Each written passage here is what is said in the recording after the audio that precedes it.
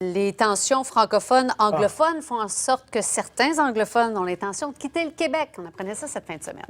Je suis arrivé avec ça parce que j'ai passé le week-end à pleurer en lisant ça dans le Journal de Montréal. Le triste sort des anglophones au Québec, ça n'a aucun bon sens. Imaginez, il y a des jeunes anglophones qui veulent quitter le Québec parce qu'ils ne se sentent pas bien accueillis. Ils disent que lorsqu'ils disent « bonjour, aïe », il y a certains francophones qui n'aiment pas ça. Pourtant, ils font un effort. Hey, ils disent bonjour, les anglophones, quand même. On devrait les remercier. C'est toute une ouverture à la communauté francophone, ça. Non, mais sérieusement, écoutez, là, je ne peux pas croire qu'en 2018, on a encore ces discussions-là sur l'importance du français, d'apprendre le français au Québec. Les anglophones, ils ont deux grandes universités. McGill, une des meilleures au monde, et Concordia, où je suis allé. Et ils ont trois gros hôpitaux, le CUSUM, l'hôpital General et l'hôpital Jewish. Écoutez, là, ils ne sont pas à plaindre. Et là, il dit, j'entendais, je voyais dans le dossier, il y a des anglophones qui disaient, oui, mais on aimerait que vous ouvriez l'école anglaise aux immigrants.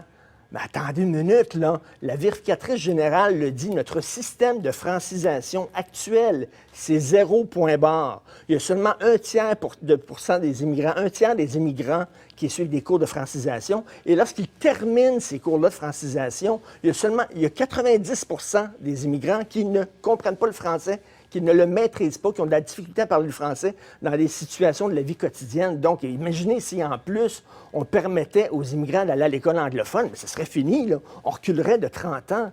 Je peux comprendre qu'en 1976, les anglophones étaient inquiets, mais en 2018, s'il vous plaît, là, qui défend la langue française aujourd'hui? On parle de plus en plus franglais. On est extrêmement ouvert et on tente de nous faire passer encore pour des gens fermés, des gens anglophobes. Et là, moi, j'ai écrit ça ce week-end.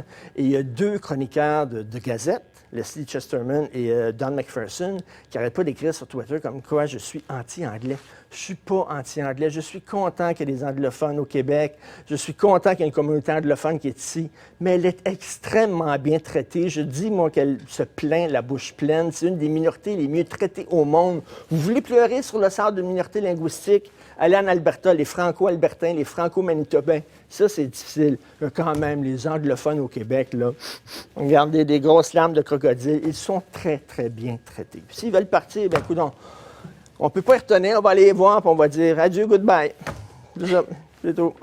Richard Martineau, merci beaucoup. Merci. À bientôt.